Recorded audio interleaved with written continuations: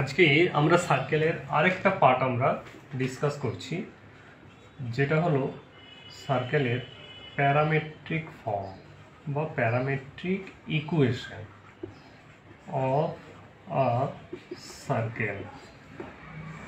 সার্কেলের parametric equation কীভাবে তৈরি করতে হয় বা কীভাবে আমরা ফর্ম করব যখন একটা সার্কেলের equation x square plus y square equal to r square ফর্মে থাকে। সেই সার্কেলের প্যারামেট্রিক ইকুয়েশন হয় x equal to r cos t and y equal to r sine t, যেখানে আর হলো রেডিয়াস আর টি হলো একটা প্যারামিটার, যেখানে টির রেঞ্জটা হলো 0 less than equal t less than 2π। এটা হলো টির রেঞ্জ। এটা হলো একটা সার্কেলের ইকুয়েশনের প্যারামেট্রিক ফর্ম। যে সার্কেলের ইকুয়েশনটা x square plus y square equal to r square এরকম ফর্মে দেখতে থাকবে। অর্থাৎ আমি যদি একটা এক্সাম্পল দিই, ধরো আমাকে একটা সার্কেলের ইকুয়েশন আছে x square plus y square equal to 5। তাহলে ফার্স্ট আমি এই সার্কেলের ইকুয়েশনটাকে এই ফর্মে আগে তৈরি করব। অর্থাৎ আরটা আমরা যদি এখানে দেখতে চাই তাহলে আর হবে √5, কারণ √5 স্কোয়ার করলে 5 হয়। তাহলে এখানে আর হলো আমাদের √5। তাহলে এই সার্কেলের প্যারামেট্রিক ফর্ম হবে x equal to √5 cos t and y equal to √5 sin t। এটা হলো একটা ফর্ম। নেক্সট 2 নম্বর ফর্ম। এখন যদি সার্কেলের ইকুয়েশন এরকম না হয়ে যদি আমাদের এরকম ফর্মে থাকে, অর্থাৎ এক্স মাইনাস আলফার whole square plus y minus বিটার whole square equal to r square, যেটা আমরা আগে বলেছিলাম যে সার্কেলের ইকুয়েশনটা সেন্ট্রাল ফর্মে হয়।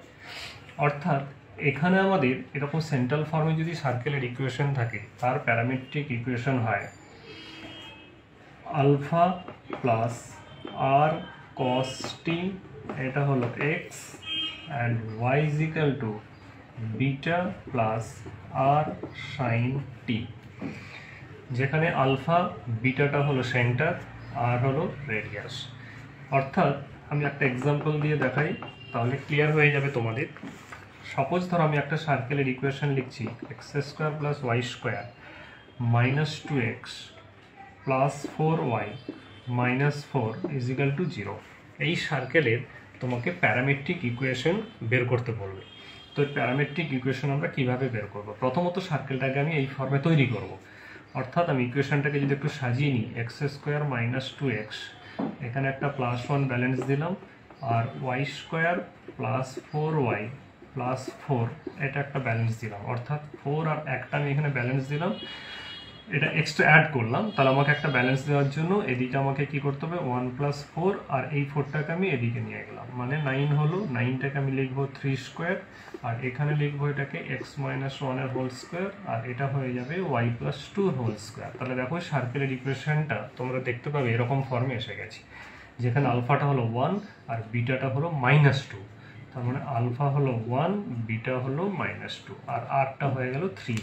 অর্থাৎ এই সার্কেলের আমাদের প্যারামেট্রিক ইকুয়েশন হবে x equal to 1 plus r হলো 3, তাহলে 1 + 3 cos t and y equal to beta plus r sine t, অর্থাৎ বিটার ভ্যালু -2 প্লাস আর হলো 3 সাইন টি।